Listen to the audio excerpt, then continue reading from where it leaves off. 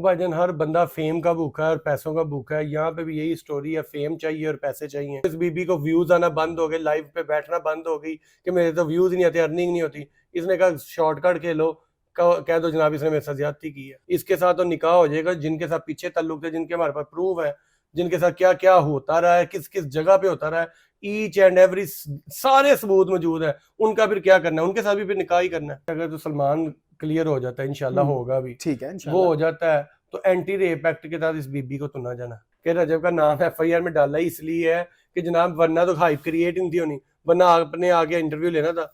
क्यों आया कि क्योंकि सलमान है, सलमान की आया है, सलमान रजब का कजन है और एफआईआर में नाम भी इसीलिए डाला गया। तो ये ऑर्डर उसे देना चाहिए था कि जनाबे अली बीबी तेरी रजामंदी से हुआ ना, तो बीबी पे भी एफआईआर लॉन्च होती है। और अब इसे आगे याद आ रहा है कि 2 साल से रिलेशनशिप में था, तू बीबी 2 साल चुप रही है, फिर तेरे से पर्चा बनता है ना विद कंसेंट तुम ये करवाती रही हो। अस्सलाम वालेकुम, डिजिटल बॉक्स के साथ मैं हूं मोहम्मद उस्मान। नाजरीन, चंद रोज पहले चंद लोगों पर एफआईआर कराई जाती है जिसमें सलमान बट, रजब बट और मुतअद्दिद जो उनके साथी हैं उन पर आयशा जट्टी की जानिब से, आयशा शराफत की जानिब से ये एफआईआर है और वो टिकटॉक पर आयशा जट्टी के नाम से मशहूर हैं। मेरे साथ इस वक्त सलमान बट के लीगल एडवाइजर और सीनियर एडवोकेट जुनैद खान साहब मौजूद हैं। नाजरीन, आज हम इनसे जानेंगे कि रजब और सलमान बट और जो बाकी साथी हैं उनकी बेल हुई या नहीं। अस्सलाम वालेकुम सर। जी वालेकुम सलाम। जुनैद साहब कैसे हैं आप? अल्हम्दुलिल्लाह भाई। अच्छा जुनैद भाई, ये बताएं कि अब ये मामलात सबसे पहले तो, क्योंकि जिस तरह के आयशा जो है जिस तरह बात कर रही थी सलमान से, बात करते करते दोस्ती दोस्ती के बाद जो है वो मिलना जुलना, उसके बाद लड़ाई, इंटरव्यूज और अब फिर एफआईआर। तो पहले तो ये बताएं कि कहाँ से हैं ये मामलात, किस तरह चल रहे हैं, क्या चाहती क्या है आयशा? भाईजान हर बंदा फेम का भूखा है और पैसों का भूखा है। यहाँ पे भी यही स्टोरी है, फेम चाहिए और पैसे चाहिए। इसके अलावा कोई दूसरी गेम नहीं है। लेकिन यहाँ से मैं लोगों को सिर्फ इतना कहूंगा कि जब भी ताल्लुक बनाओ तो नस्ली लोगों के साथ बनाओ, क्योंकि नस्ली लोग ताल्लुकात खराब होने पर आपकी इज्जत पर हमला नहीं करते।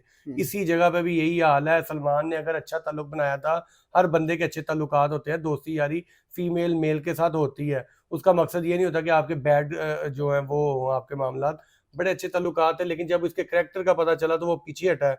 पीछे हटा तो इस बीबी को व्यूज आना बंद हो गए, लाइव पे बैठना बंद हो गई कि मेरे तो व्यूज नहीं आते, अर्निंग नहीं होती। इसने कहा शॉर्टकट खेलो, कह दो जनाब इसने मेरे साथ ज्यादती की है। अच्छा जुनैद साहब, आयशा के जो वकील हैं मियां बिलाल साहब, उन्होंने कहा कि मैं इनकी बेल नहीं होने दूंगा। भाईजान आपके सामने ही है, बेल तो इंटरम हो चुकी हुई है, बेल क्यों नहीं हुई? यानी सबकी इंटरम बेल हो चुकी है जी सर। भाईजान। वो तो कह रहे थे कि जी मैंने बेल होने ही नहीं देनी। और हालांकि और वो केस जिस तरह उन्होंने बनाया था और आयशा जिस तरह कह रही थी कि मैं तो मुस्सिर हूं कि मैंने जो है ना वो निकाह ही करना है। वो भाईजान अभी अगर वो जो कह सकती है वो कही जाए, लेकिन इस तरह तो नहीं होता कि मुंह उठाया और जिसके मर्जी इल्जाम लगाओ और कहो मेरा इसके साथ निकाह करवा दो। इसके साथ तो निकाह हो जाएगा। जिनके साथ पीछे ताल्लुक थे, जिनके हमारे पास प्रूफ है, जिनके साथ क्या क्या होता रहा है, किस किस जगह पे होता रहा है, ईच एंड एवरी सारे सबूत मौजूद है। उनका फिर क्या करना है? उनके साथ भी फिर निकाह ही करना है।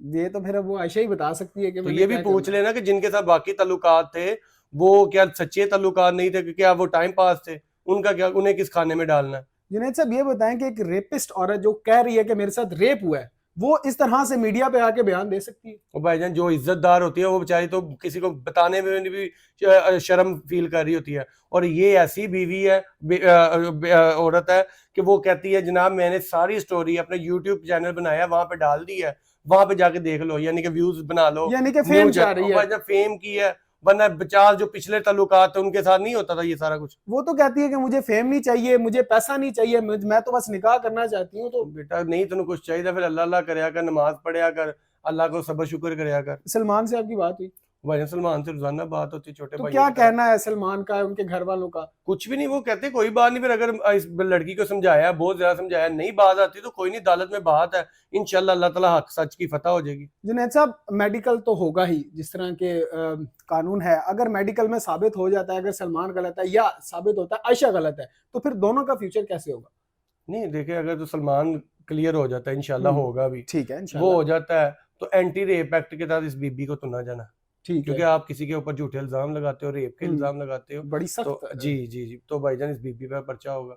अगर सलमान के, अल्लाह ना करे, सलमान का अगर मामला तो होता है तो कोई बात नहीं, नीचे से बेल खारिज होगी, ऊपर चले जाएंगे, काम तो फिर चलता है। तो आपको पता है कानून दानों के बाद बड़े कानून के रास्ते होते हैं। बिल्कुल ऐसा ही है। अच्छा जुनैद भाई ये बताएं कि मामलात तो अब देखें जिस तरह से उनको बेल भी मिल गई, इंटरम बेल भी हो गई है उनकी, तो अब आयशा जो है वो क्या आप समझ रहे हैं कि रजब भट्ट का एक बड़ा नाम है, फेमस है, दुनिया उनको जानती है, तो क्या आयशा का कोई इस तरह का सिचुएशन तो नहीं है कि रजब भट्ट के साथ अगर मेरा नाम लेगा मैं फेमस हो जाऊंगी या कुछ इस तरह का भाईजान वो चाह यही रही तो है? काम किया ना उसने कि रजब का नाम एफआईआर में डाला ही इसलिए है कि जनाब वरना तो हाइप क्रिएट नहीं थी होनी, वरना आपने आके इंटरव्यू लेना था। क्यों आया कि बिल्कुल क्योंकि सलमान है, सलमान क्या है, सलमान रजब का कजन है जी। और एफआईआर में नाम भी इसीलिए डाला गया। तो जो आयशा कह रही है, लोगों को बयान दे रही है कि जी मुझे नशावर पिल्स खिलाई गई हैं, मेरे साथ ये हुआ है, मेरे साथ इतना बड़ा हो गया, मेरे साथ रेप कर दिया, मुझे जो है वो गोलियां खिला दी, मेरे बटन खुले हुए थे, मैं बरना हालत में थी। तो वो सब क्या है, कोई उसकी रजामंदी थी ना इसमें? मैं वही तो बता रहा हूँ, एक जगह वो कह रही है मुझे पिल्स खिलाई गई, मुझे गोलियां खिलाई, मेरे साथ रेप हुआ। दूसरे इंटरव्यूज में खुद बता रही है उसे एंकर को कि जनाब हम तो रोज ही करते थे, ये बड़ी मैं दीदा दिलेरी से हाँ मैं हमारा तो 100 दफा हुआ है, हमारा तो 1000 दफा हुआ है। वो बीबी तेरा इन्नी अरी होया है तो तू झूठ ही बोलन नहीं है, मैंने पिल्स खा दे खिलाए। और अगर तुम्हारी मर्जी से हुआ ना तो तुम पे भी पर्चा बनता है। वो तो एसपी शुक्र करो अच्छा था जिसने सिर्फ तुम्हारी सुन के पर्चे के ऑर्डर दे दिए, हालांकि वो ऑर्डर देता तो ये ऑर्डर उसे देना चाहिए था कि जनाबे अली बीबी तेरी रजामंदी से हुआ ना तो बीबी पे भी एफआईआर लॉन्च होती है। बिल्कुल होती है, अगर क्योंकि देखें अब हाँ जी, विद साथ कर रहे कंसेंट हैं। हो तो दोनों पे एफआईआर होती है। तो ये इसकी किस्मत अच्छी कि बच गई है वहां से। तो अब क्या देख रहे हैं कि अगर आयशा तक ये वीडियो पहुंचती है तो उसको क्या कहेंगे आयशा को? आयशा को बस यही कहूंगा बेबी को हया कर, शर्म कर, और मैं उसको क्या कह सकता हूँ उसे, और जात और क्या कहूँ तुम्हें।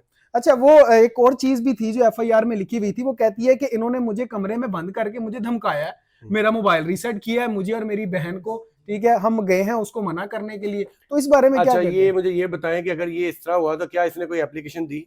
नहीं, मेरे ख्याल से तो कोई इतनी देर से application नहीं दी। मोबाइल रीसेट हो गया, उसमें डाटा था। बिल्कुल। अभी वो मोबाइल आपसे उसका राब्ता हो तो उसे कहना कि मोबाइल वकील साहब कहते सन लेके आ, मैं तुम्हें 5 मिनट में रीसेट मोबाइल का सारा डाटा रिकवर करके देना वा। आपके सामने हाल रोड चले जाओ, मैं कहता हूँ 2 साल पहले भी मोबाइल का है ना, मोबाइल मैं कहता हूँ उसका दम भी निकल गया हो ना मोबाइल का, उसका मदरबोर्ड ले आओ, मैं आपको डाटा रिकवर करके दे दूंगा। ये कौन सी स्टोरी सुना रही बाबे आजम के दौर दियां, हूं भी जदीद दौर है। खुदा का नाम ही है, मेरा मोबाइल रीसेट कर दिया तो भाई लाओ, मुझे दो, मैं तुम्हारा डाटा रिकवर करवा देता हूँ, फिर वो डाटा रखना आगे। सब स्टोरी है भाईजान, सिर्फ स्टोरी।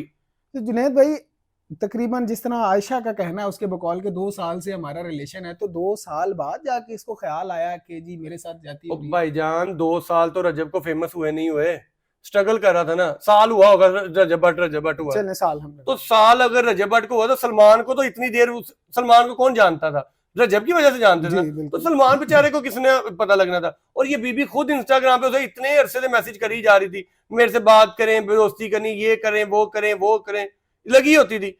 और अब इसे आगे याद आ रहा है कि 2 साल से रिलेशनशिप में था, तू बीबी 2 साल चुप रही है, फिर तेरे से पर्चा बनता है ना, विद कंसेंट तुम ये करवाती रही हो। जुनैद भाई, अगर सलमान जो है, जो प्रूफ हैं, जो इसके मैसेजेस हैं, वो दिखा देता है पहले कि इसने मुझे जो है वो ऑफर कराई, भाईजान हर चीज थी हमारे पास, हर चीज है। एसपी साहब अल्लाह ताला उनको जिंदगी दे, तंदुरुस्ती दे, उसने हमें सुना ही नहीं, उसने एक तरफा सुन के ही पर्चे के ऑर्डर दे दिए हैं।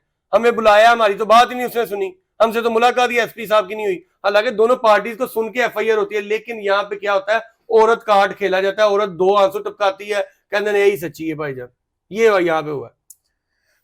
जुनैद भाई, आखिर में बताएं कि ये मामला जो है वो कितनी देर आप देख रहे हैं जल्द से जल्द खत्म हो जी जाएंगे? इंशाल्लाह हो जाएंगे, इंशाल्लाह हमारी बेल्स कंफर्म हो जाएंगी, इंशाल्लाह हक सच की फतह होगी, अल्लाह ताला हक सच के साथ। आमीन इंशाल्लाह। जी नाजरीन, तो जुनैद साहब हमारे साथ मौजूद थे, लीगल एडवाइजर भी हैं, सीनियर एडवोकेट भी हैं। उन्होंने बताया जिस तरह की आज इंटरम बेल जो है वो हो चुकी है रजब भट्ट, सलमान भट्ट और दीगर साथियों की भी। अब देखना है कि इस केस में आगे क्या नई पेशरफ्त होती हैं। आपकी क्या राय है, हमें कमेंट सेक्शन में जरूर आगाह करें। अपना बेहद ख्याल रखें, अपने मेज़बान को इजाज़त दीजिए। अल्लाह आपका हामी और नासिर हो।